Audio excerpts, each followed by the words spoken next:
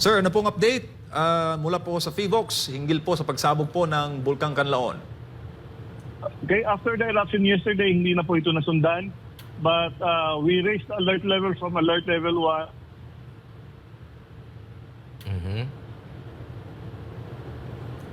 Okay, nako, nawawala-wala ang signal natin kay Director Bacolcol nga po dyan sa FIVOX mga kapartner. Ang Negros Occidental ay nakataas na sa blue alert status, no? Kasunod nga po ng eruption ng Bulkang Kanlaon dyan po sa Negros Oriental at Negros Occidental. Sa lahat po ng mga taga-Negros, so di kayo malapit dyan sa, sa Bulkang Kanlaon, kung meron mang nanonood sa atin dyan, maaari nyo pong i-post dito. Kasi aabot din hanggang sa, sa Cebu, nakita yung abo ng pagsabog ng bulkan. Director, magandang umaga po ulit. Yes, magandang umaga din po sa inyo, sir. Okay. Sir, nabanggit niyo po, nasa alert level 2 na itong bulkan. Posible pa ba itong maitaas, if ever man, na magkaroon pa ng mga aktibidad? O mayroon pa ba tayong aasahan ng mga aktibidad nitong bulkan po? So, may tatlo tayong scenarios na tinitingnan. If the monitoring parameters are sustained or maintained, pwedeng magkaroon ng phreatic and short-lived explosive eruptions in the next few days. Now, if this happens, alert level 2 will be maintained. Ngayon, kung yung mga monitored parameters naman natin would worsen or lalala, pwedeng magkaroon ng magmatic eruption. And if this happens, we will raise alert level from 2 to 3.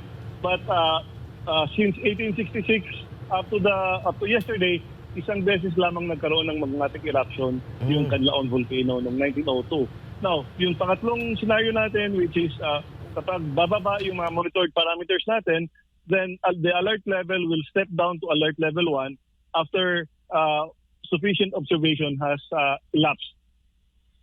Opo. Sir, if ever po na lumala itong tension, yung 4-kilometer radius na danger zone, maano pa ba to? Lalawak pa ba ito in case na tataas pa yung alert level dyan sa bulkan? Yes, pwede namin extend yung alert level, yung permanent danger zone kung lalala yung situation.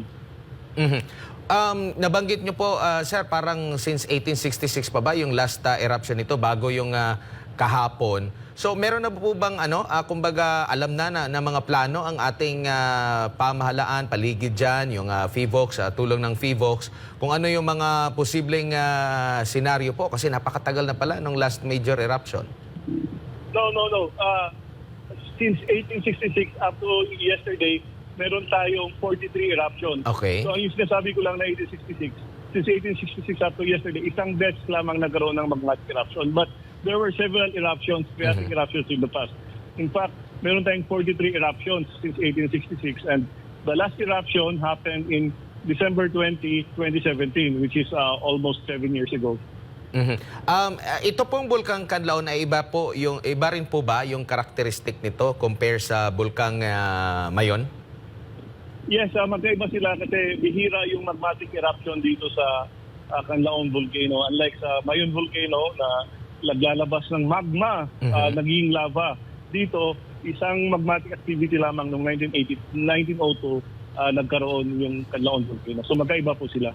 Wala naman pong na-monitor yung FIVOX na parang na-deform ang mismong bulkan, sir, after nitong eruption ito? Wala pa naman, masyado pang maaga para but eventually kapag huhupa na yung mga parameters natin, then pwede namin tingnan ulit, akyatin kung ano yung pagbabago. Opo. Sa kasalukuyan po, yung abo na kanyang ibinuga ay visible pa rin po ba? Wala na. But yung kahapon or kagabi, may ashfall na umabot sa Bago City, sa La Carlota City, sa La Castillana at saka sa Canlaon City. So yung tatlong unang nabanggit ko, part yan ng Negros Occidental, yung Canlaon City is part ng Negros Oriental.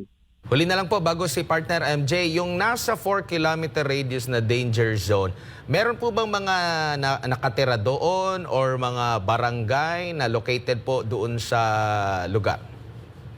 Yes, may mga as of ito, ang source namin is the Philippine Statistics Authority.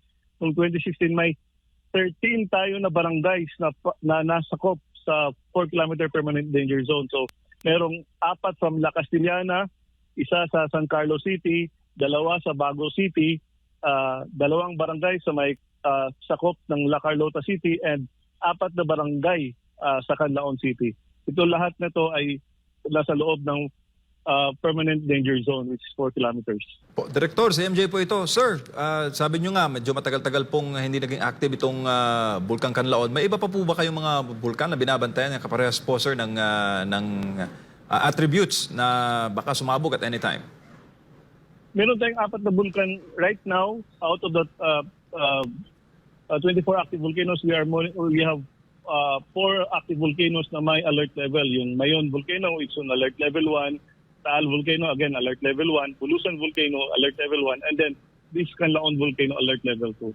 So the rest of the 24 active volcanoes, wala pong mga alert levels yan. Alert level 0. Opo, lalo pat, Director, di ba? Tama po. Tayo po ay nasa Pacific Ring of Fire. Tayo po ay maraming bulkan at prone po sa lindol.